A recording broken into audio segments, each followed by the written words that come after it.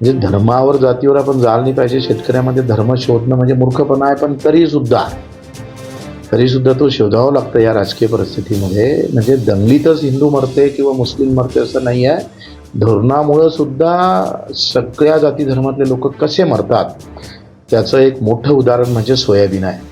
Soybean म्हणा, कापूस म्हणा, कापसाची 9,000 रुपये क्विंटलची शिफारस केली होती राज्य सरकारनं. केंद्रानं फक्त 7,000चं हमीभाव जाहीर केले. सोयाबीनचे 7,000ची शिफारस केली, 5,000 जाहीर केले. म्हणजे एका क्विंटलला मागं 2,000 रुपये कमी दिले. 15% नफ्यानं जरी भाव 5-7,000 भेटायला पाहिजे, ते 5,000 भेटले. म्हणजे आम्हाला घाट्यानं सरकार जे खरेदी केंद्र सुरू केले हे आम्हाला घाट्यानं विकावं लागतं.